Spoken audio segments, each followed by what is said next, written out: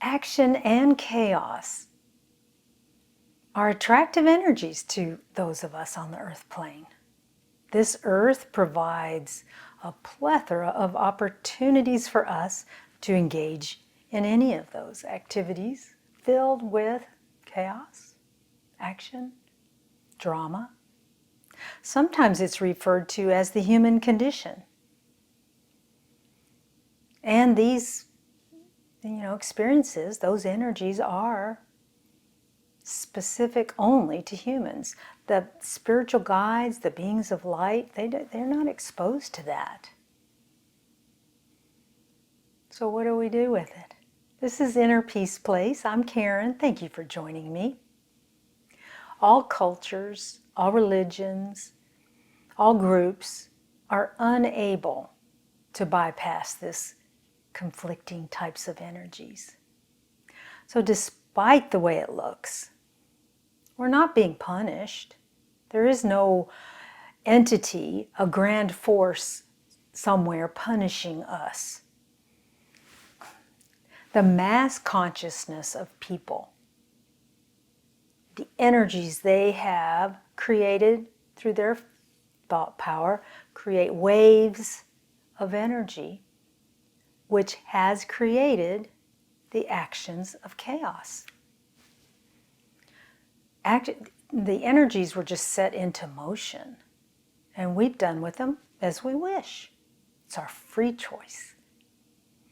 So to create a peace-filled life, which is the goal of this work, I would recommend that you don't focus on avoiding this dichotomy of energies. Try not to build up walls of protection. Don't avoid certain situations completely. Rather than doing that, how do we relax into the chaos around us? How do we manage it better? That's what we're trying to do. One of the secrets is to focus on the energies that you do enjoy. We've discussed this before. Making those situations pieces of the situation, part of the situation. There's got to be something in any relationship, in any happening activity that is okay, or maybe even joyful for you. So by focusing your thought time into that part, that tiny part, and playing with it with time, looking for more pieces of it, you can actually create a more flowing existence right in that moment. Rather than doing this and, oh, I can't stand being around that person. Well, obviously, if you have the opportunity not to be around them, fine. But you don't want to run away. If the big group is going to by and there's that individual, don't hide. Just focus on something that you can appreciate.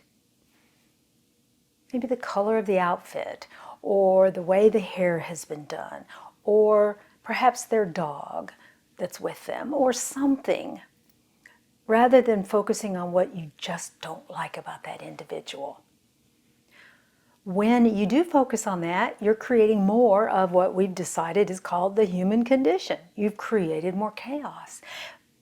And the chaos is felt by that individual coming from you towards them.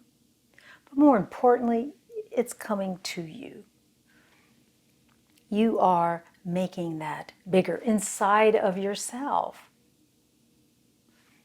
And that's not what we want. Action of focus is your power. Action of focus is your superpower. That's why some people are happy in their lives and other people are not. It's all about what you're looking at, what you're trying to find. Are you trying to find something wrong with them? Or are you trying to find something joyful, something that you can actually resonate with? That's the superpower. To step out of the human condition use your superpower. So eventually, as you do this more and more and more, there won't be the same attraction to the chaotic energies.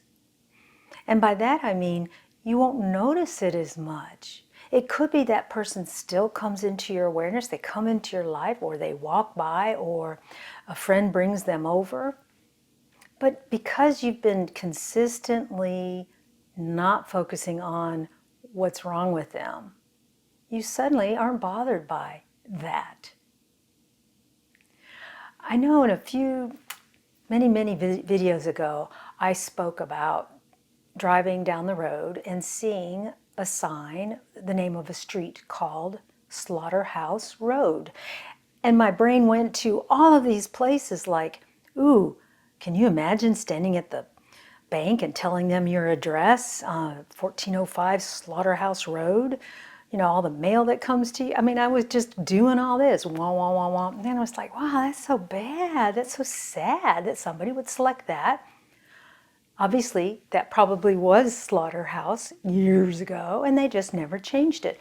But still, my brain went to that negative aspect of Slaughterhouse Road every time I went by. And so even though I was doing this, I'm not going to look at the sign this time, it was getting bigger and bigger and bigger into my awareness.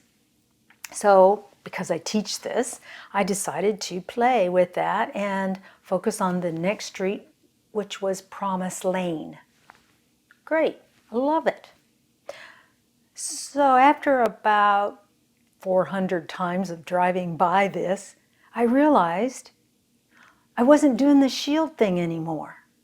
I wasn't trying to avoid seeing that sign so that my brain wouldn't go into all the things that I had created in my head, all the negative downward spiral things.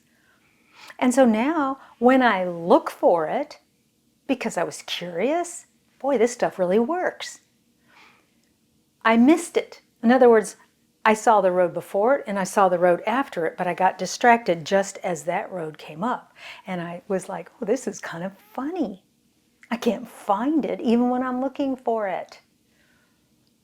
I wonder if that works with my awareness of people as well. And so since then, I've been playing with that. I see somebody that used to rub me the wrong way, and it just doesn't rub me the wrong way anymore.